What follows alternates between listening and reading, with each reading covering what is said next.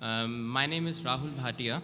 I'm an engineer by profession. I have a question that has been in my mind for quite a while now. The Noble Quran says, let there be no compulsion in religion. That's point number one. And point number two is that the punishment for a Muslim who wants to come out of Islam, God forbid, is death punishment.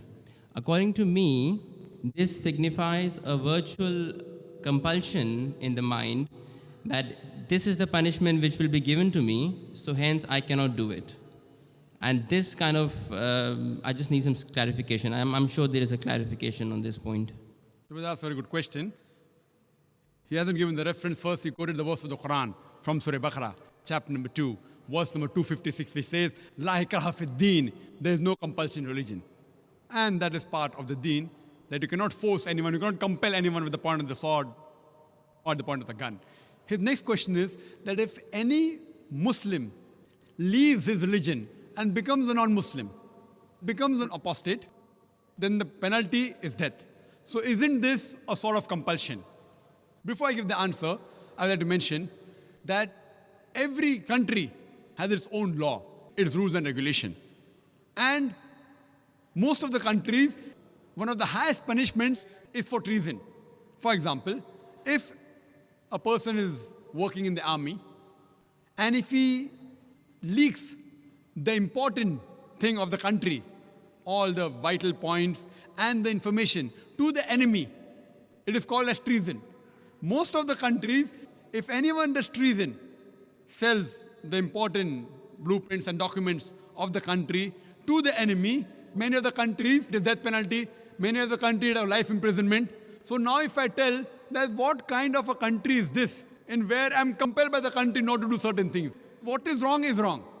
So here also, if a Muslim becomes a non-Muslim, it's only in the Islamic state of law if that Muslim who becomes a murtad and then propagates his new faith and deceives the people, that's the time this penalty is put.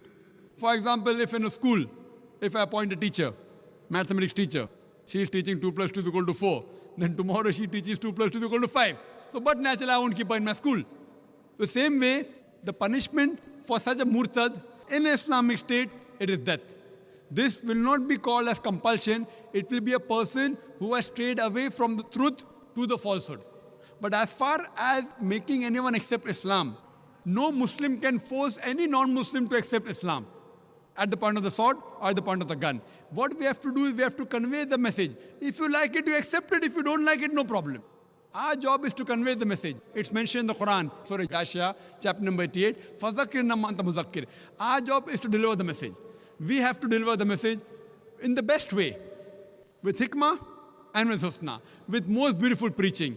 Whether the other human being, non-Muslims, accept or not, it is not under our control. We cannot force anyone to accept Islam at the point of the sword, the point of the gun. But that what you're talking is a different case in a state of Islamic law. Like as I gave you an example where a person working in an army, if he sells the secrets of the country, then the penalty is somewhat similar. Hope that answers the question, brother. Right, okay, yeah.